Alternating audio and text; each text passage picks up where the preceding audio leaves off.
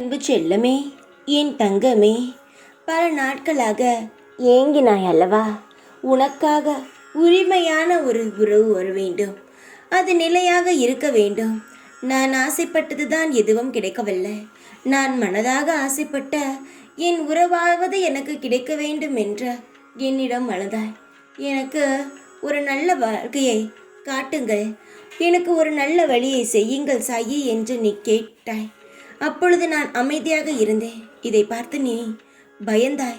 என் தங்கமே, நீ பயப்பட வேண்டிய அவசியம் கிடையாது.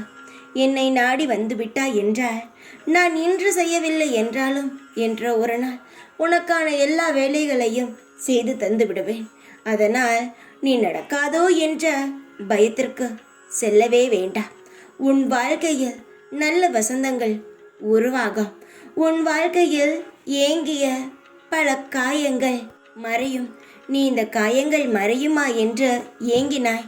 வாழ்க்கையை புதிதாக பிறக்குமா என்று கவலைப்பட்டாய். இனி அப்படியெல்லாம் இல்லாமல் சந்தோஷமாக உன் வாழ்க்கையில் அனைத்து ஐஸ்வர்யங்களும் உனக்கு கிடைக்கும். உனக்கு பிடித்த உறவும் உன்னுடைய வசதியும் எப்பொழுதும் உன்னிடம் நிலைத்து இருக்கும். நான் சொல்லும் பொழுது உனக்கு வெறும் வார்த்தையாக தெரியலாம், ஆனால் நடக்கும் பொழுது எல்லாம் உனக்கு புரிய வரும். சாயுடைய சக்தியை நீ அப்பொழுது நிச்சயமாகவே உணர்வாய். அதனால் இப்பொழுது நடக்கும் எதையும் வைத்து கவலைப்பட வேண்டாம். சற்றென்று என்னுடைய கையை தொடு. ஏன் சொல்கிறேன் தெரியுமா? உன் கையை நான் இறுக்கி பிடிக்கத்தான். தங்கமே, இதுவரை நீ என்னுடைய கையை பிடிக்கலாமா வேண்டாமா என்று பயந்தாய். சில சமயங்கள் பிடித்தாய், ஆனால் சந்தேகமானது இருந்து கொண்டே இருந்தது. நல்லதுதான் செய்வாரா? இவ்வளவு நாள் நாம் இவரை வேண்டுகிறோம், ஆனால் ஒரு முறை கூட நமக்கு எதுவும் நடக்கவே இல்லையே என்று கவலைப்பட்டாய். ஆனால் இந்த முறை என் கையை நீ பிடி. உன் வாழ்க்கையில் நீ எதிர்பார்க்காத பல திருப்பங்களை உன் வாழ்க்கையில் நான் ஏற்படுத்துவேன்.